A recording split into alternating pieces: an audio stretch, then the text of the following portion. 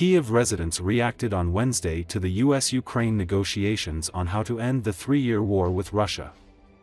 According to Associated Press, after talks in the Saudi city of Jeddah on Tuesday, President Donald Trump's administration said it would immediately lift its suspension of military aid to Ukraine and its intelligence sharing with Kiev.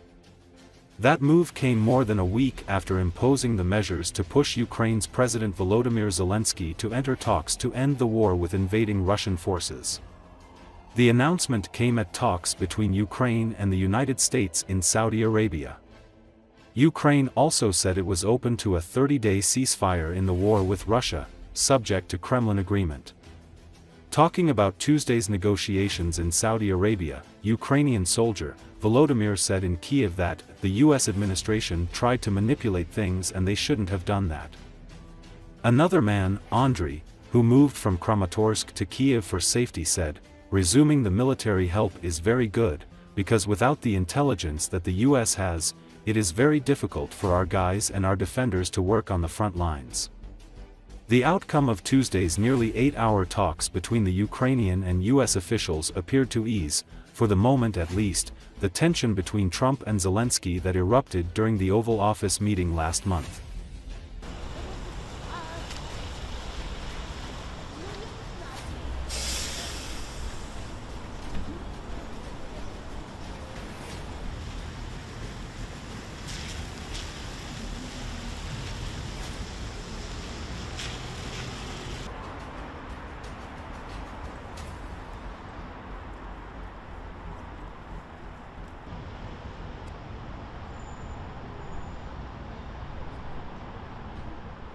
Очевидно, адміністрація США намагалася маніпулювати речами, якими, як на мене, не варто маніпулювати, але це мені особисто показує, наскільки вони насправді ненадійні партнери наразі.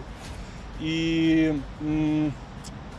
так як я бачив війну зсередини, для мене це просто одна чергова важка подія, після якої буде адаптація і після якої буде продовжуватись наш особистий шлях вже з цією адаптацією. Тобто це не кінець світу, навіть якби не відновили цю всю допомогу і так далі.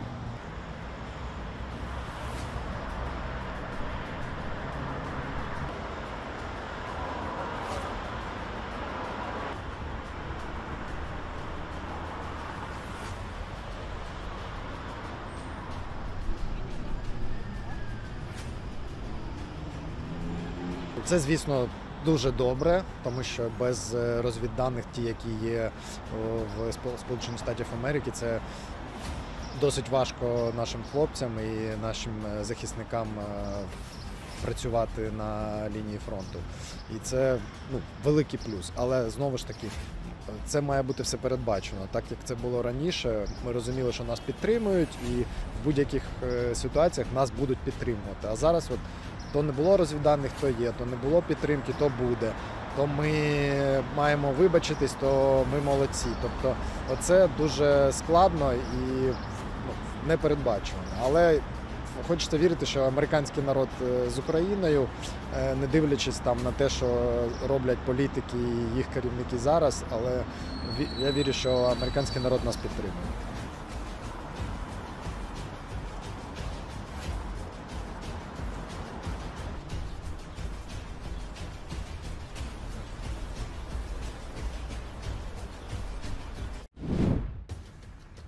The cousin of the U.S. Vice President, Nate Vance, said that he saw with his own eyes how the Russians shot their military who wanted to retreat.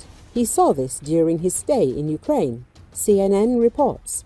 Nate Vance said that he has a unique perspective on what is happening in Ukraine, and it is different from most Americans. According to him, there are cultural differences between Americans and Ukrainians, as well as Americans and Russians. I think if you try to deal with Russia through an American lens, it will come back to bite you. They don't necessarily think like we think, he said. The brother of the U.S. Vice President claims that he personally saw Russians shooting their own military if they retreated from the battlefield. He said that this happened enough times to consider it a policy, not an isolated incident. So these people, as a policy, will eat their own. so they will not hesitate to eat an American president or vice president. They don't care what we think. They are not our allies, and they never will be. Not at least for a generation, Nate Vance said. Recently, it became known that the cousin of U.S. Vice President J.D. Vance fought for Ukraine as part of the Da Vinci Wolves. It was about Nate Vance. According to media reports, Nate Vance served in the U.S. Marine Corps for 4 years, after which he lived in Texas and worked for an oil company. In March 2022, he traveled to Lviv because he wanted to help and saw history being written. There he met a British volunteer who was looking for people to join the Ukrainian armed forces. In the end, Vance agreed and left for Donbass in June. He was older than us. We went to the shooting range. He took an AK-47 without a sight and set the target 800 meters away. Everyone laughed at him, but when he hit the target 5 times in a row, the laughter stopped. Recalls Dmytro, his comrade. It is known that Nate Vance fought as part of the Honor Company. He is an excellent fighter with a cool-headed nature. 15 times we should have died. 15 times we were lucky to survive, said Serhiy Filimonov, commander of the Da Vinci Wolves battalion. As Le Figaro reports, the brother of the U.S. Vice President participated in some of the most intense battles of the Russia-Ukraine war. These included the battles for Kupiansk, Bakhmut, Avdiivka, and Pokrovsk. In January 2025, the fighter was discharged from service. However, he wants to continue helping Ukraine. According to him, J.D. Vance never attempted to learn about his experiences on the front lines and is disappointed by his brother's stance on the war. Le Figaro also reports that when Nate Vance heard his brother verbally attack Ukrainian President Volodymyr Zelensky at the White House, Nate became angry and disappointed. J.D. is a good and intelligent guy. When he criticized aid to Ukraine, I thought it was because he had to cater to a certain electorate and that it was just political maneuvering. But what they did to Zelensky was an ambush of absolute bad faith, he said, adding that just because they were relatives, it didn't mean he would tolerate him contribute to the killing of his comrades.